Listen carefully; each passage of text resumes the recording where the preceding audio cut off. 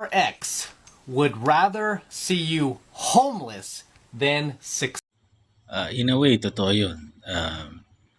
Karamihan sa babae, ganun. Your ex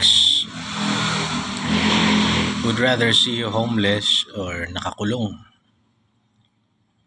Pero, syempre, nasaktan eh. Ganun talaga pag nasaktan mo sila.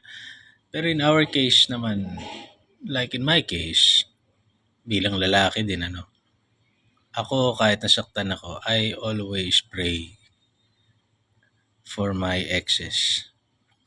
Siguro, yun na lang ang, pabaon mo sa kanila. Kasi darating yung time, hindi naman na sila magre-reach out sa'yo. Darating yung time na whatever, di ba?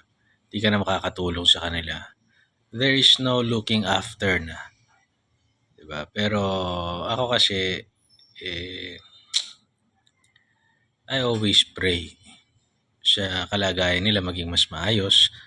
And ako, I am extremely proud pag nakikita ko na yung pinalit sa akin, for example, ay mas matino, mas mayaman, mas pogi,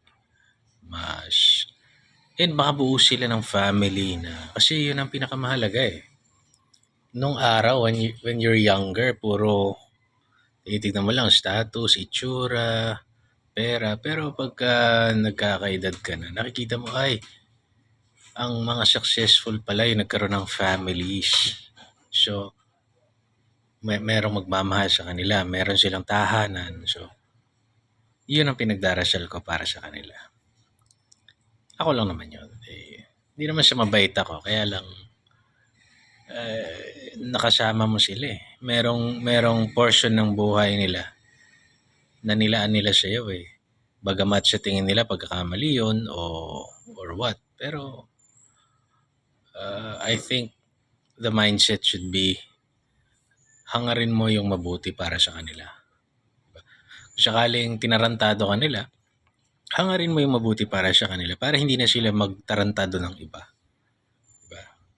Mahanap nila yung kapayapaan ng isip, puso, at kaluluwa.